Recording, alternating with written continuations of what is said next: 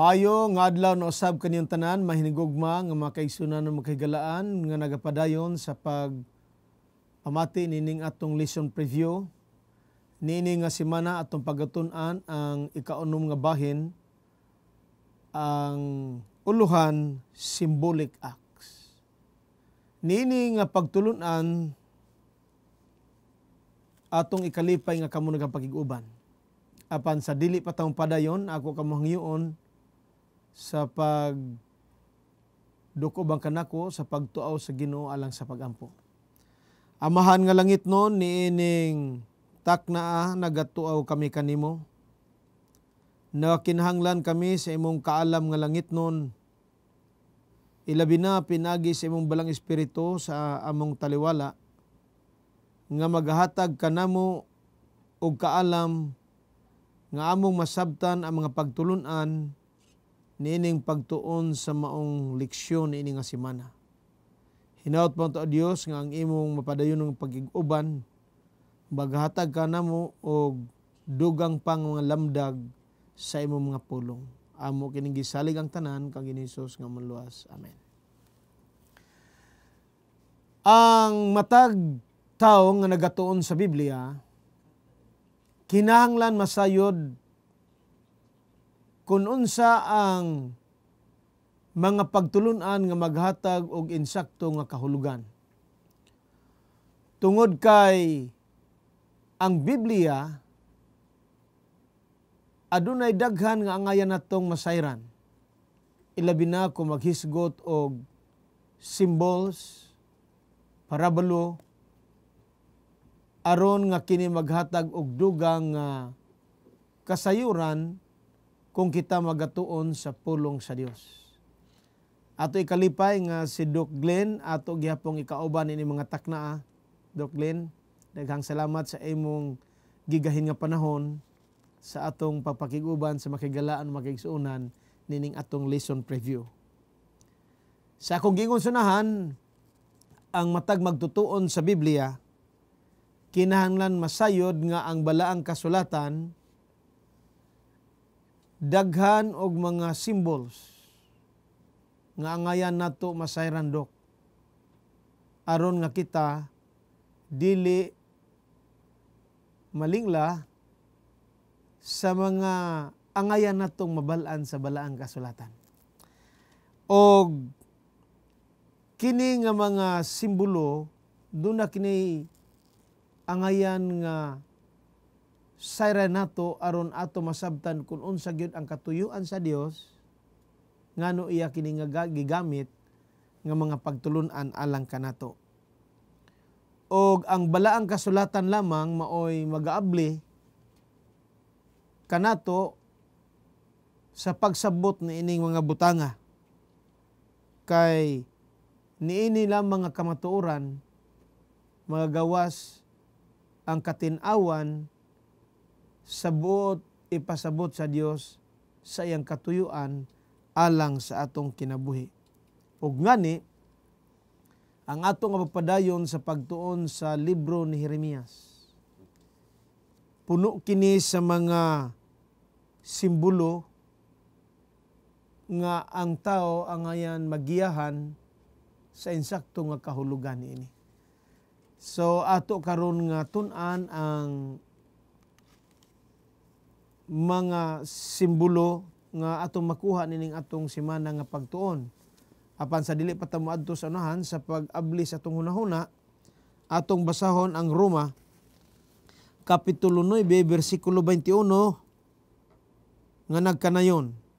Roma kapitulo 9 bersikulo 21. Wala ba'y katungod ang magkukulon sa paghimo sa minasang yuta ngadto sa duha ka matang sa kulon ang usa mahalon ug ang usa baratuhon. So dunay gihulagway dinhi si San Pablo nga yang gikutlo gikan kang Jeremias nga ang pater ang magkukulon doon na siya'y insakto nga pamaagi kung unsaon niya paghimo ang kulon. Kay ang kulon, ang clay, wala man siya mahimo kung unsaon siya sa magkukulon. Doc Glenn adtong Marso dito ta sa Vegan sa Ilocos nga area. Ilocos Norte. Og didto ta nakasaksi sa usa ka pater nga mao to sila no ang una nga naghimo og mga kulon sa tibuok Pilipinas. Unsa imong nakita sa diha nga iyang hilagway sa atoa ang pagpanghimo sa mga pater? Okay, good day sa ato mga viewers and listeners sa ato nga lesson review.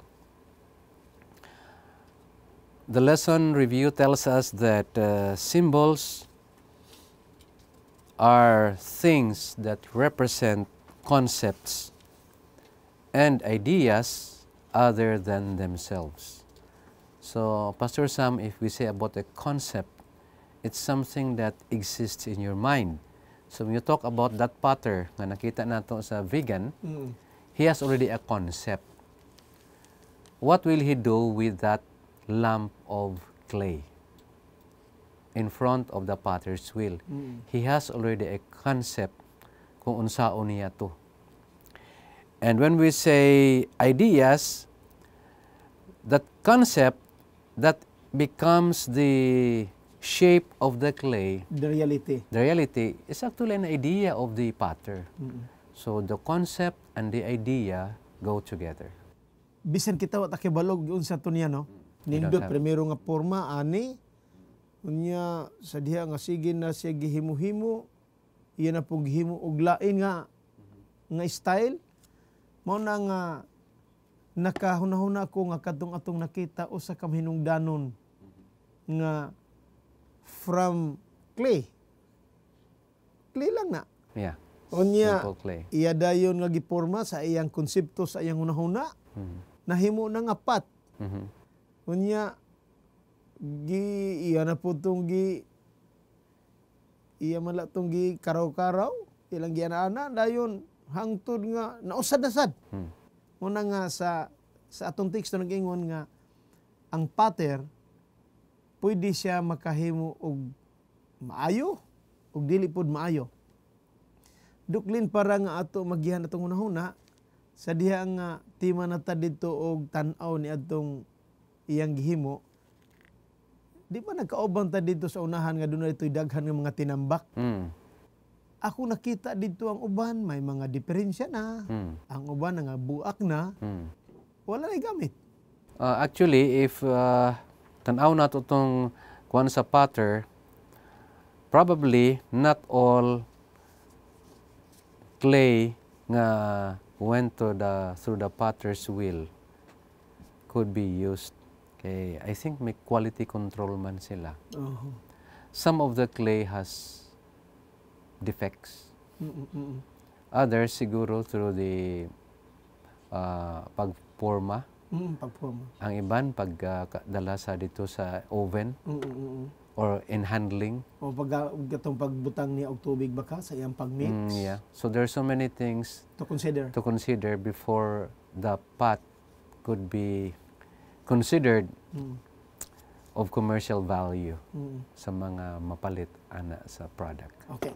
Ang una nga point sa atong lesson nga ato karong saysay Doklen, truth in symbols.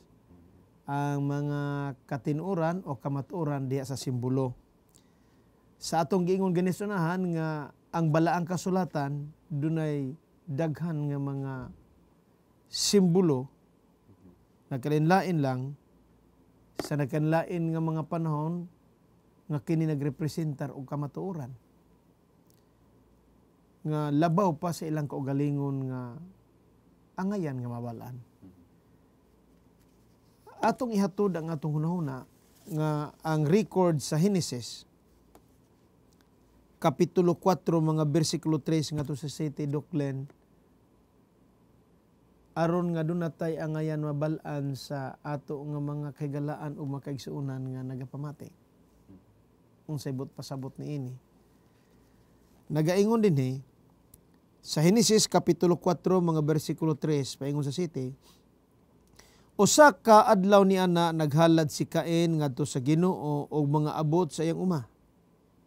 Bersikulo 4, Nagkuha usab si Abel og pipila sa mga panganay sa iyang kahayupan, ug giihaw niya kini og gihalad ang labing maayong mga bahin ngadto sa Ginoo. Nahimuot ang Ginoo kang Abel og sa iyang halad. Bersikulo 5, apan wala niya dawata si Cain ug ang iyang halad. Busa nasuko si Cain ug nagmugot. Bersikulo 6, ang Ginoo miingon kang Cain, nganong nasuko ug nagmugot ka man. Bersikulo 7, kung maayo pa ang imong gibuhat, dawaton ko unta ang imong halad. Apan kay dautan man ang sala, nagatang kanimo sama sa ihalas nga mananap nga buot mo tukob kanimo, busa kinahanglan buntugon mo kini. Duklin ni ining maong simbolo mahitungod sa mga paghalad ato minunduman sa unang panahon nga adunay mga halad-halad. Kini usa ka mahinungdanon nga ang halad nga gisgutan dinhi ang gidawat sa Ginoo ang mananap nga adunay dugo.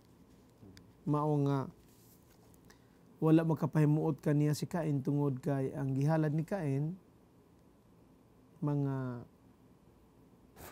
fruits man lang o tanon.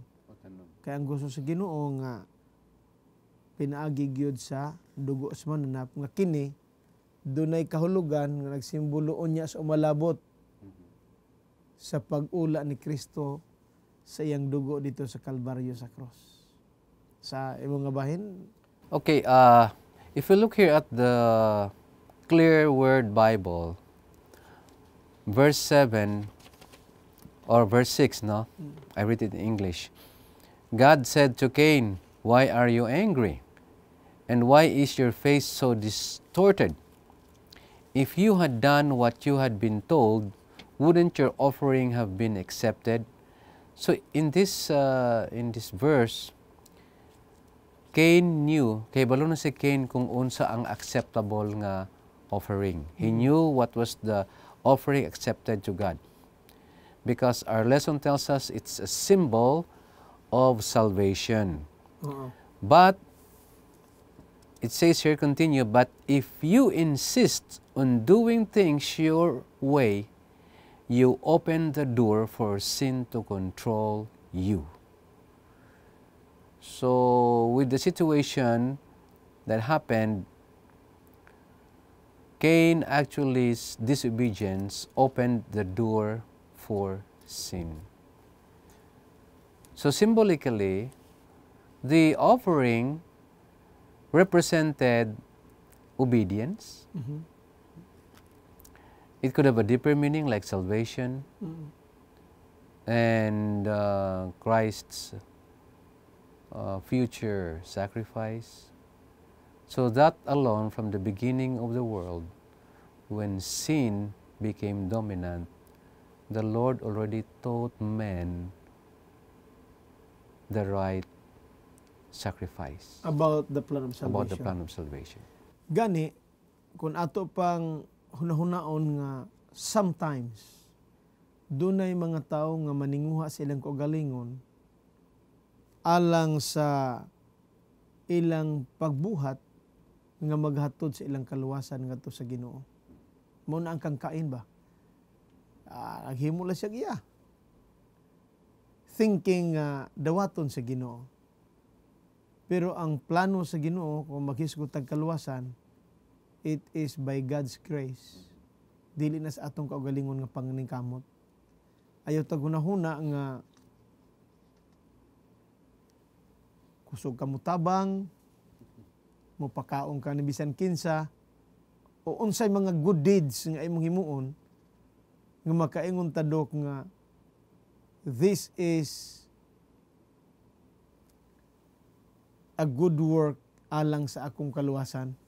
Or is it a symbolism of what you think is right? Right? Mauna nga. So is it possible, Pastor Sam, that what we do is a symbol? Is it a symbol or actual? Because actually, looking at this foundation text, Cain was a worker on the field, just like Abel. They both were given the chance. But here, Cain's decision was different from that of Abel. So could we say work is a form of symbol? Nagkunahon na ta nga kana atong gihimo mao na nay kabalyo sa paningkamot nato nga maluwas ta. In other words, we are trying to work hard in order to earn salvation. But we are thinking on the other side nga ang kaluwasan, salvation is God's gift. It is a God's grace to us. Maunta ng atong himundok nga ang loyon ni ining tanan sa grasya sa Ginoo diha mo sulod ang atong obedience. Baliktad. Ang ato maningkamot ta mo sunod gyud ta aron ta makaangkon sa kaluwasan. Pero ang iyas Ginoo nga ato sa siyang dawaton, ato sa higugmaon, the moment there is Christ in you, there is Christ in me, then everything will follow.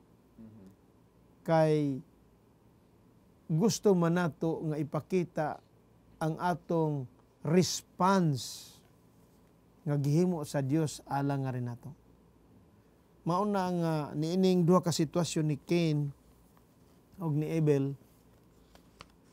dili makapamuot sa Ginoo kanang atong kaugalingon nga tinguha alang sa kaluwasan ngadto sa tao.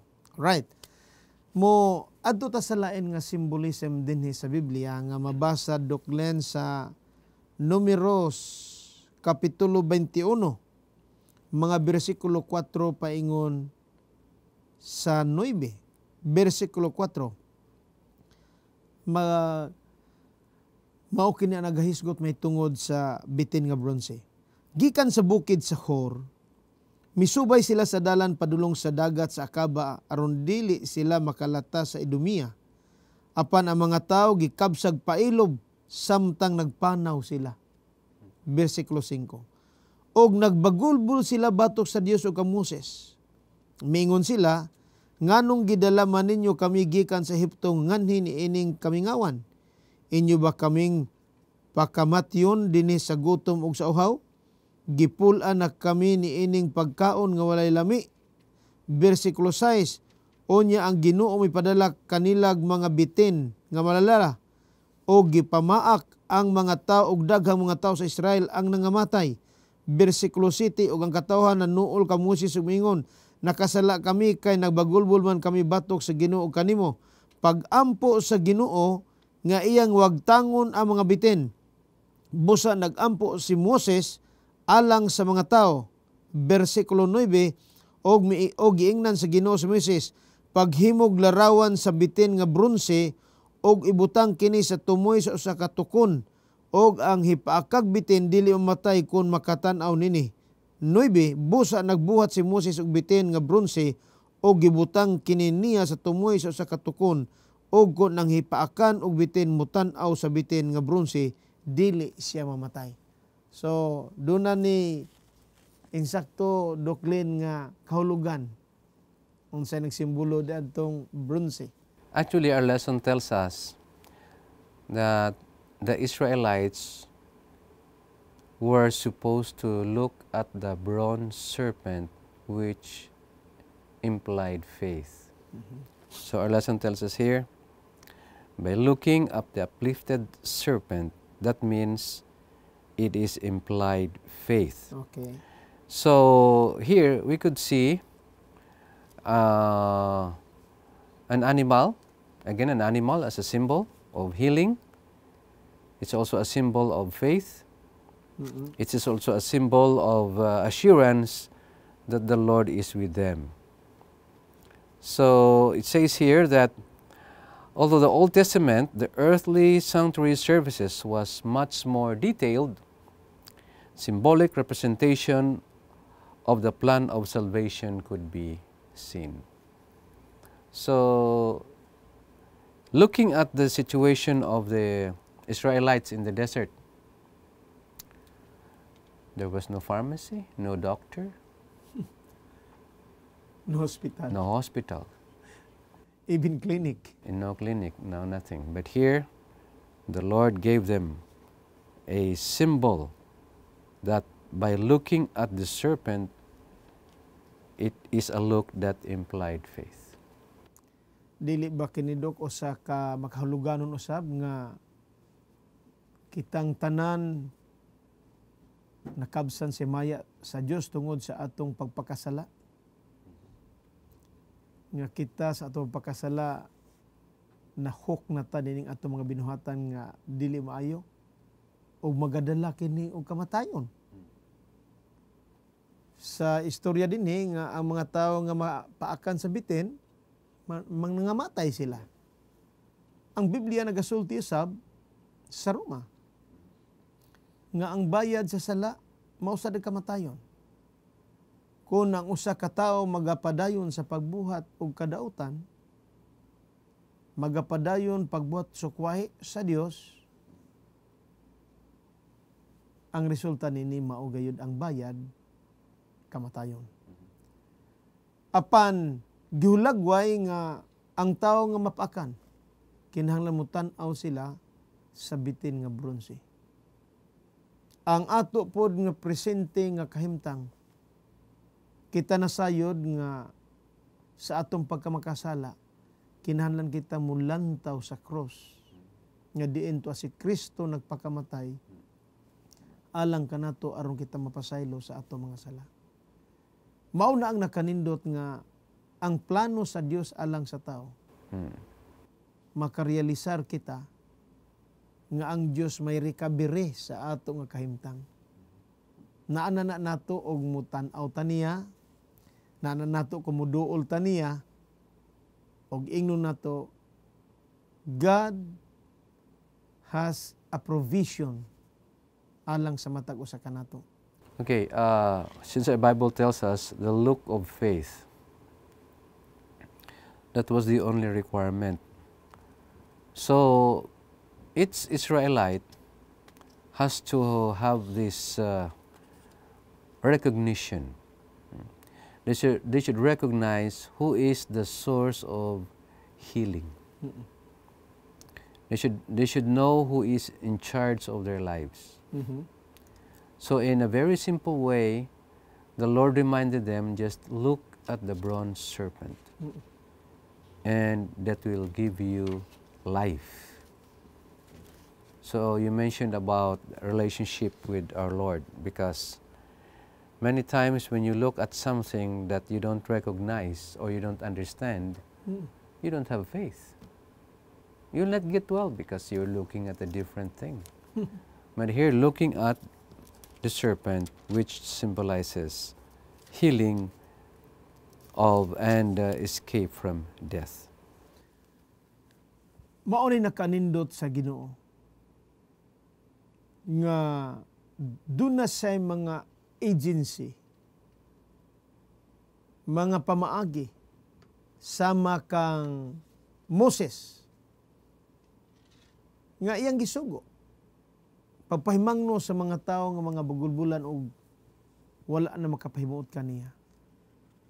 Ug sama sa ato karon, sa atong kapanahonan, mapasalamatan ang Ginoo nagagamit og mga tao nga mopahinumdum kanato. Sa atong gibasa ganina, nakarealize sila nga sila una nakapasubo sa Dios. Wala sila makapahimuot sa Ginoo. Nagbagulbul sila sa Ginoo. Second to Moses. So, doon ay mga tao nga usahay mabalaka ta sa atong kahimtang niing kalibutana. Batangs bitugad nga siya magapangita og mga pamaagi aron lamang kita maka-recover sa atong kahimtang, mahibalik kita ngadto sa iyang tiilan. Og ang ikaduha nato nga pagtulon-an niining lesson preview nato, Doc, mao ang the potter's clay.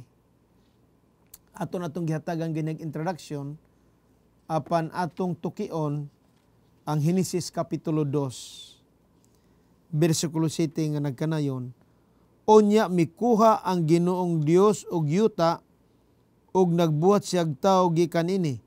Gihoy pa niya ang buho sa ilong sa tawo sa gininhawa nga naghatag og kinabuhi ug ang tawo nakabaton og kinabuhi.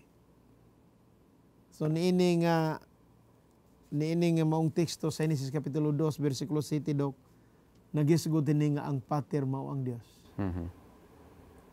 So in the beginning, the Lord was the potter because we understand the potter knows what to do with the clay. The clay doesn't know itself. The clay is subject to the potter's decision. So here the Lord already had the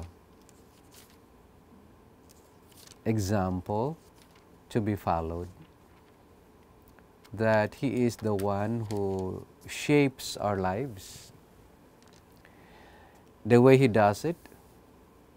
But many times we also have to play the role, whether we make the right choice or we trust Him.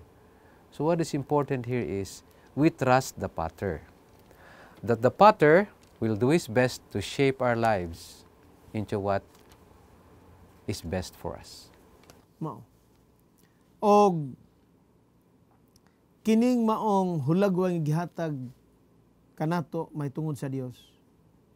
Wala kabuot ang clay nga giporma sa Dios. Ang iya ra gyud nagpaabot ra siya unsaon siya. Submission importante. Ug mao po na sa atong kinabuhi nga ang Ginoo nahibalo nato. Ang ato lang isubmitter nato to galingon niya. Kay siya mo ay naghatag og kinabuhi sa atong gibasa. Ug ang kinabuhi gikan kaniya. Ug sa laktod nga pagkasulti kining atong gikinabuhi dili gini ato. Ato lamang hinulaman sa Dios. Apan moadto ta sa kang Jeremias nga eksperyensya dok. Kung atong basahon ang Jeremias kapitulo 18 mga bersikulo 1 ngadto sa 10. Naay mga pagtulunan nga ato dining mahimo og ato matagaan og pagtagad. Nagkanayon Jeremias kapitulo 18 bersikulo 1. Giingnan ako sa Ginoo. Bersikulo 2. Lakaw ngadto sa balay sa tighimog kulon og didto ihatag ko kanimo ang akong isulti. Nigiingon sa Ginoo. Bersikulo 3. Busa miadto ako og didto nakita ko ang tighimog kulon nga nagtrabaho. Bersikulo 4. Kung makita gani niya nga ang usa ka kulon dili maayong pagkabuhat, iya kining usbon pagmasa og hulmahon og lain. Bersikulo 5. Unya giingnan ako sa Ginoo. Bersikulo 6. Dili ba mahimo ko kaninyo katawan sa Israel ang gihimo sa tighimog kulon? Kamo aniya sa akong kamot sama sa minasang yuta diha sa kamot sa tighimog kulon. Ako ang Ginoo maoy nag-ingon niini. Bersikulo 7. Kung miingon ako nga akong ibton, gub-on og laglagon ng usa ka nasod og gingharian. 8. Og unya ang maong nasod maghinulsol siyang pagkadautan dili ko ipadayon ang ginahuna kong buhaton. Bersikulo 9. Apan sa laing bahin, kung miingon ako nga tukuron ko ang usa ka nasod og gingharian. Bersikulo 10. Og unya kanang nasura magpakasala dili ko ipadayon ang maayo nga giingon ko nga akong pagabuhaton. So, klaro, ang Ginoo maogi mo shape sa ato maoy mo build na nato. So, Pastor Sam, how many people understand that concept?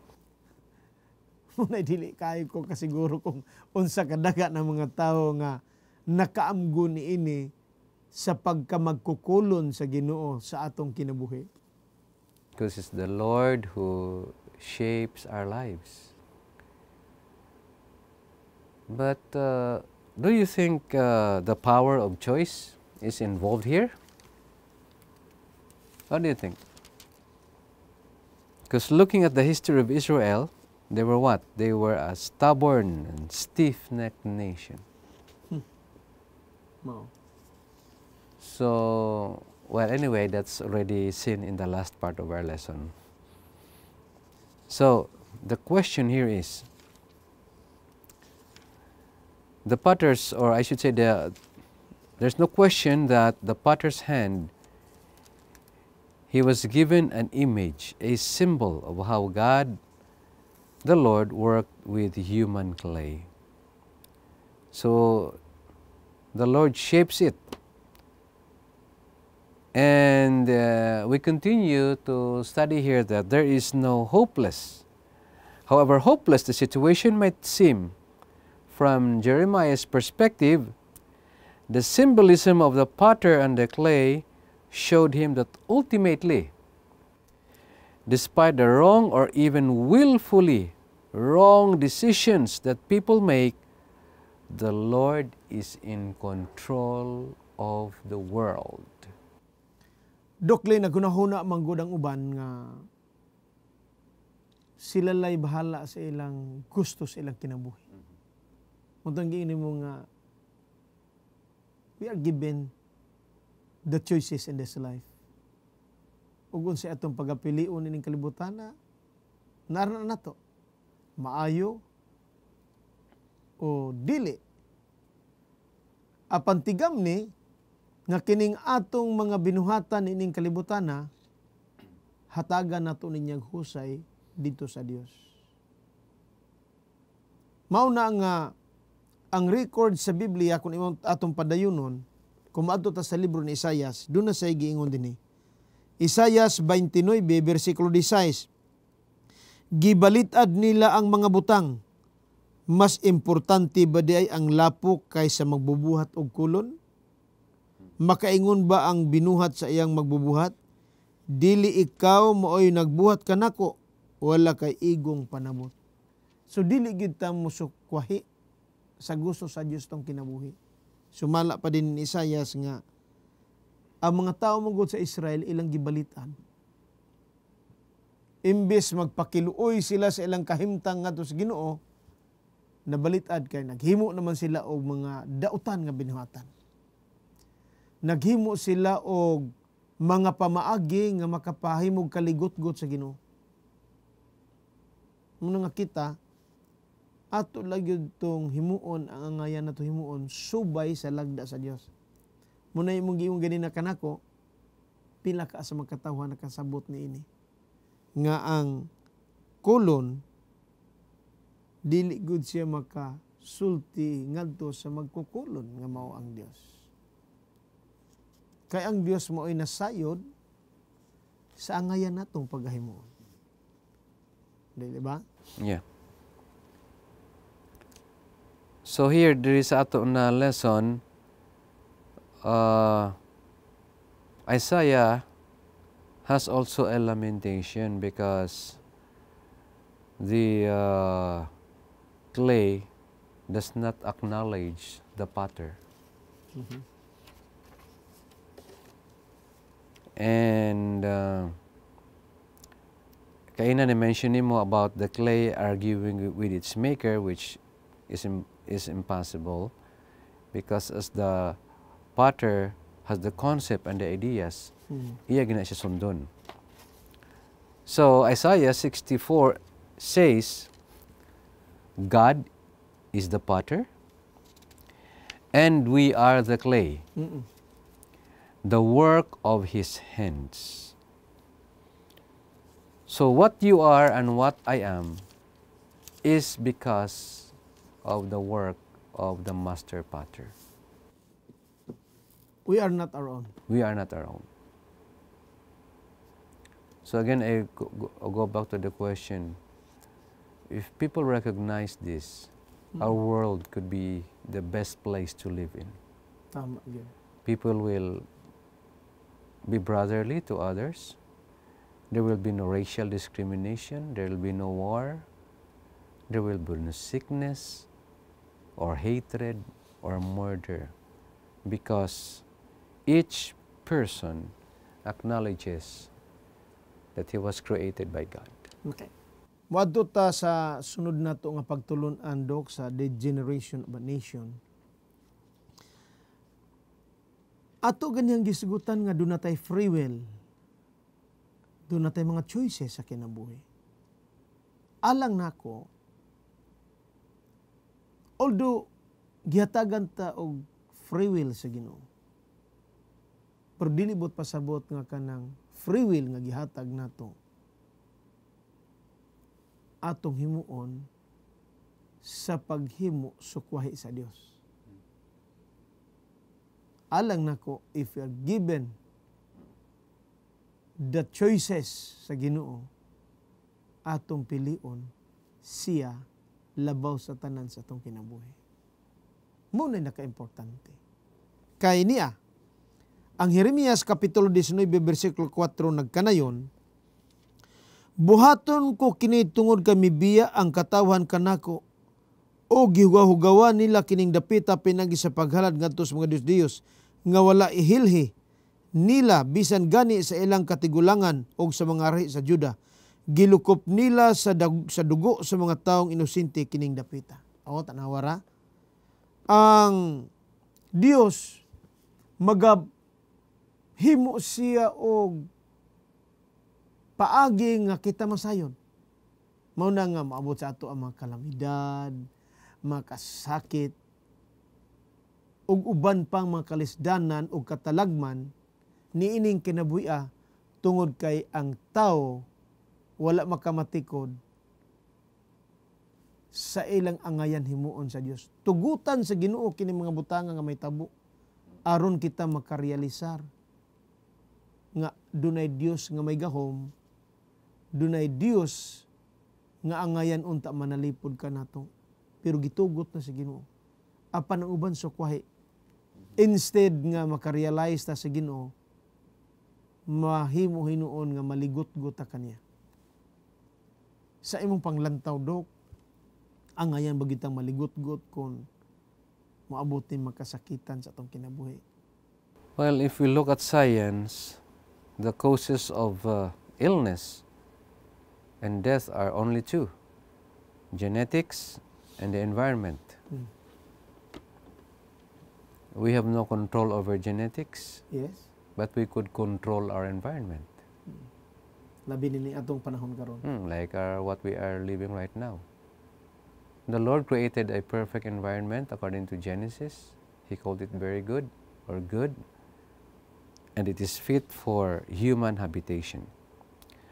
Now, remember, brethren, it's not just the physical world, but the Lord created us mentally, socially, and spiritually capable as well.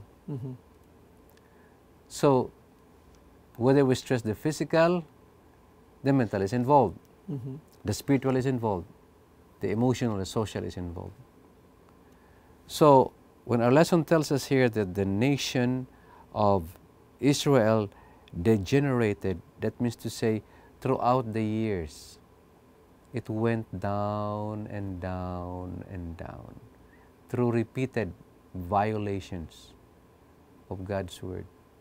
This is what happened. It didn't happen overnight. It happened for many years. And it's sad to say that the lesson that has been given to us by the Israel of ancient, how does it imply to us today?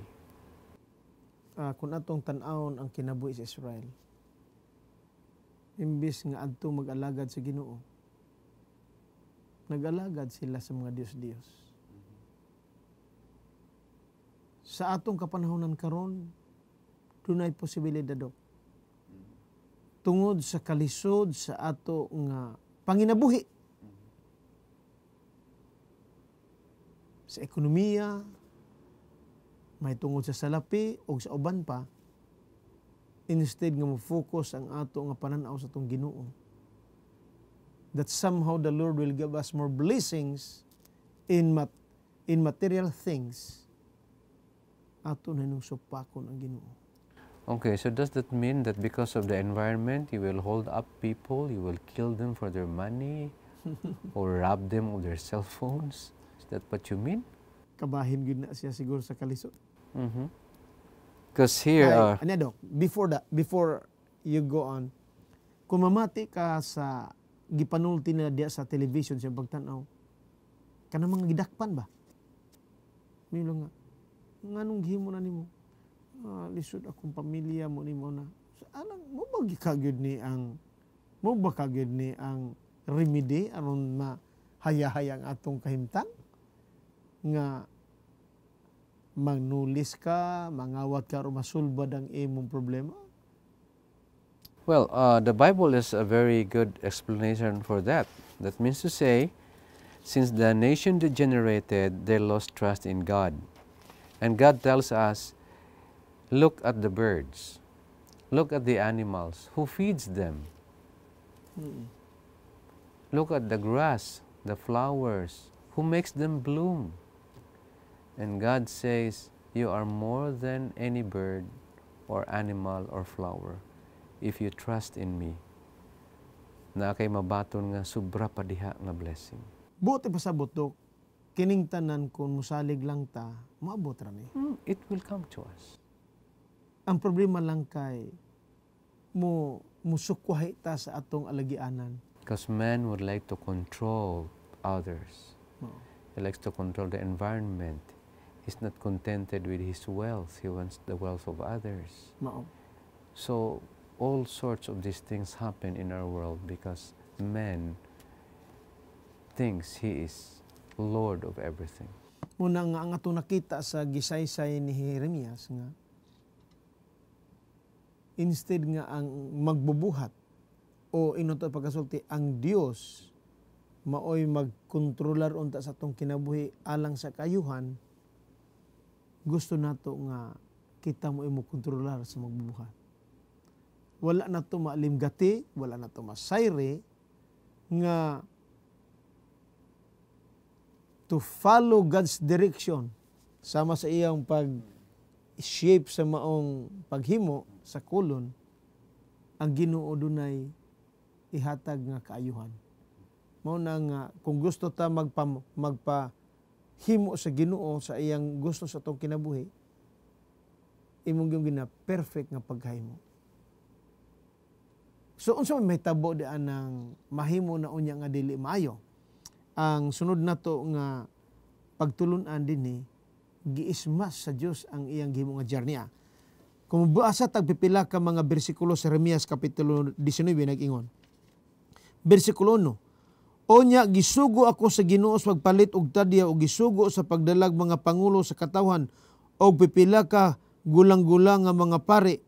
2. Aron sa pag-adto sa gawa sa ganghaan nga ginganlag ganghaan sa mga buak nga tadyaw didto sa walog ug sa hinom didto gipasangyaw sa Ginoo kanako ang iyang gisulti kanako. Bersikulo 3. Gisugo ako sa Ginoo nga ingnon ko ang katawhan, pamati kamong mga hari sa Huda o katawhan sa Jerusalem sa akong isulti. Ang Ginoo nga labing gamhanan ang Dios sa Israel nag-ingon, padad-an ko kining dapita og matang sa katalagman nga makabungog sa dulunggan sa tanan. You see? Maanindot nga hulagway nga ang Dios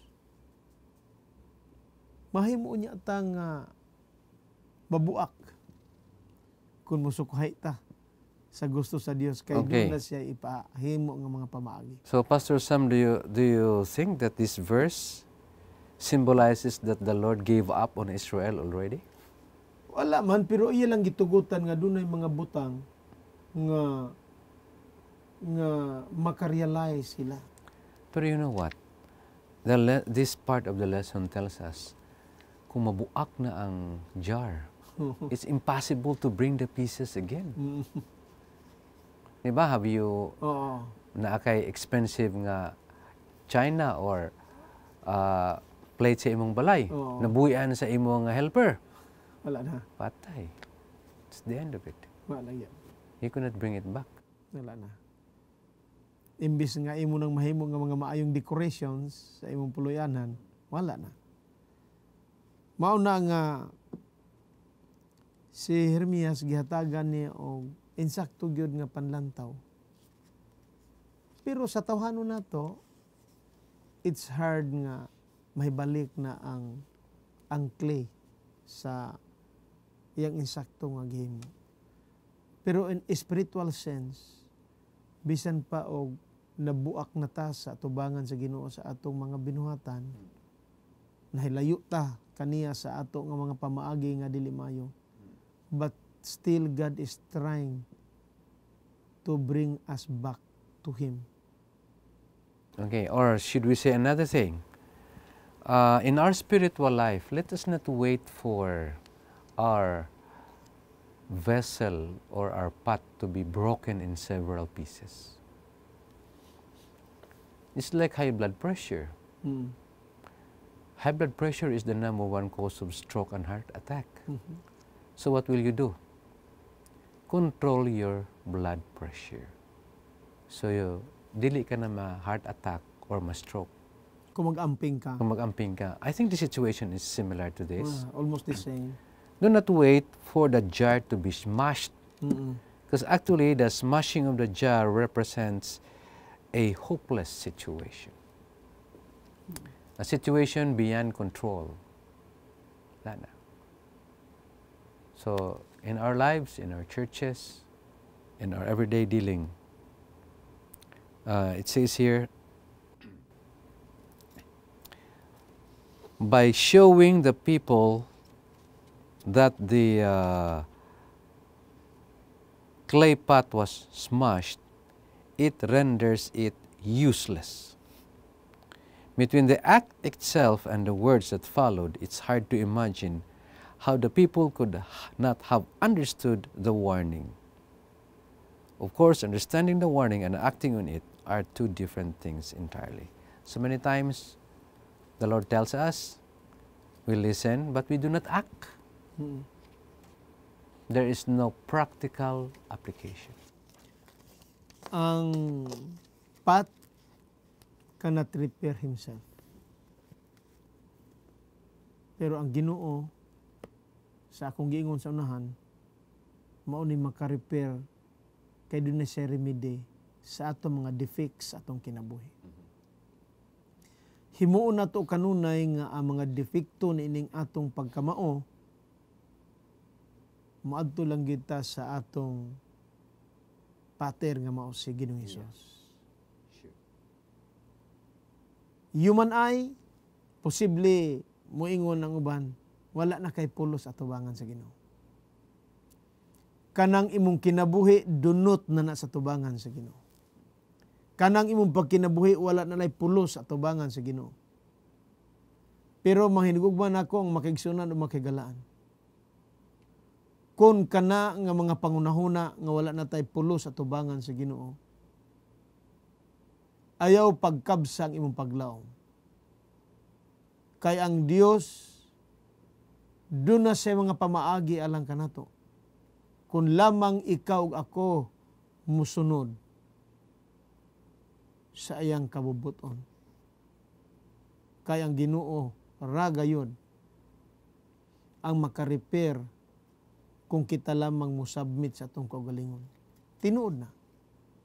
Walay mausa na to higala o makaigsunan. Nga makausab sa atong depektuso nga kinabuhi. Wala. It is only God nga makahimo pagbag-o sa atong kaugalingon. Mao na nga ato kanunay hunahunaon nga kung ang atong pagkinabuhi nalayo na ta sa Dios, ato siyang dawaton pagbalik sa atong kinabuhi. Aron siya andam sa pag-remake sa atong kinabuhi. Kay ang Dios dili siya mamugos kanimo ni kanako kung dili ta gusto nga siya magahimo pag-usab sa depektuso nato nga kinabuhi. Moadto ta doklen sa katapusan nga point sa atong leksyon, the linen belt. Nga kini nga pagtulunan kung atong basaon ang Jeremias kapitulo 13. mao ni maghatag nato og dugang nga kasayuran niini nga mga simbolo nga gihatag kanato. Jeremias kapitulo 13 bersikulo 1 nagkanayon, gisugo ako sa Ginoo sa pagpalit og karsonsilyo nga lino aron akong isulob apan dili kini ipahumod og tubig. Bersikulo 2.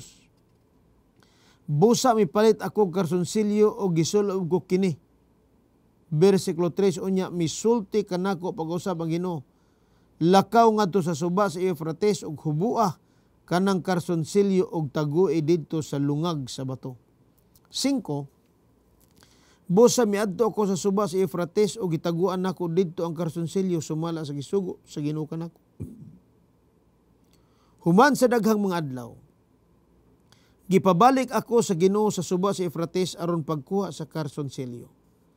Bersikulo 7, busa mibalik ako kining gikuha apan nadunot na kini og dili na magamit. Bersikulo 8, onya giingnan na usab ako sa Ginoo. 9, ingnon ko niini paglaglag ang garbo sa Huda ug sa Jerusalem. Kini nga makatawhan dautan ug nagdumili sa papatalingog sa ako mga pulong. Mga gahi gyud silag ulo og misamot ang ilang kadautan. Nagsimba ug nag-alagad sila sa mga Dios-Dios, busa may sama sila sa karsonsilyo nga nadunot og dili na magpulos.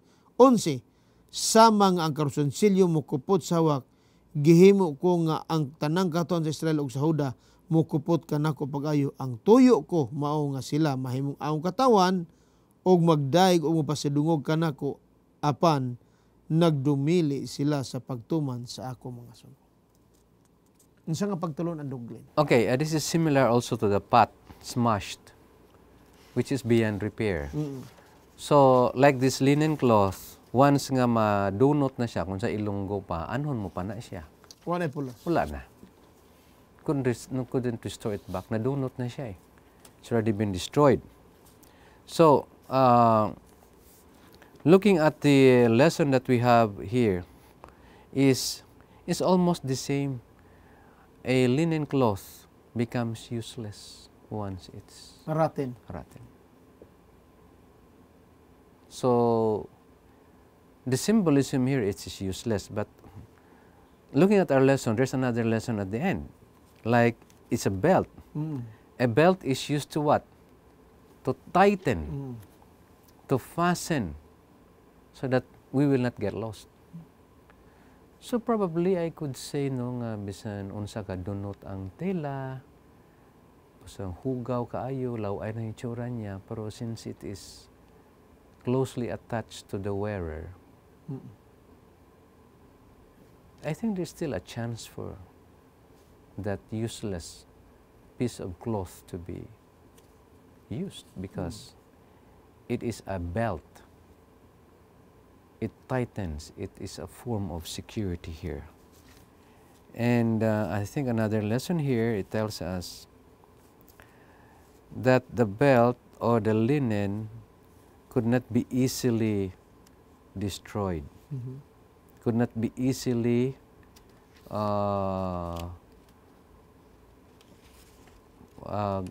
grow old or something like that.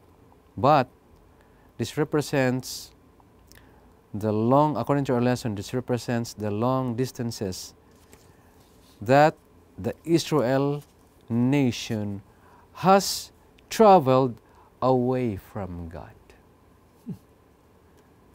It represents a distance which is too long or too far away to be reconciled. So if you remember the captivity of the Israelites, how many years? 70 years.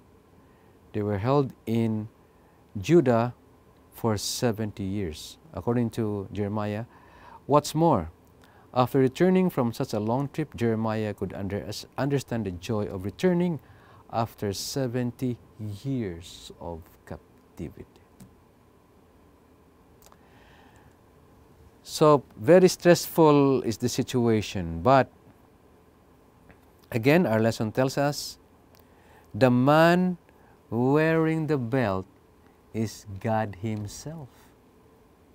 Okay?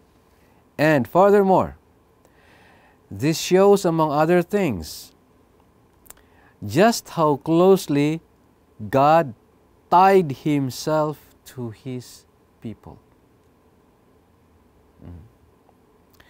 Some commentators have seen significance in the fact that the belt was made of linen, the same material as the priestly garments. After all, Judah was to be what? A priestly nation. Mga hinigugma nga mga kaigsoon na makigalaan, daghang salamat sa iyong pagpamati sa atong lesson preview. Magalaom kami, kauban ni Duke Glenn, nga kini mga butanga, o sa kakahimutan sa Dios kung kita mo balik kaniya, aron iya kitang mahimong mahinang punon. Magaampo kita. Amahan nga langit nun, daghang salamat sa imong mapadayunon nga pakiguban kanamo. Nagalaom kami Ginoo nga sa among pagkawalay pulos sa imong atubangan. Kung kami o Dios dunot man sa mga pananaw sa uban. Apan daghang salamat sa imong paglaom gihatag kanamo ug kasiguruhan nga kami imong gipakamatyan dito sa Kalbaryo sa krus aron maangkon namo ang kinabuhing walay katapusan. Daghang salamat nining tanan nga kaayuhan imong gihatag kanamo. Nagasalig kami Ginoo Hesus nga luwas. Amen.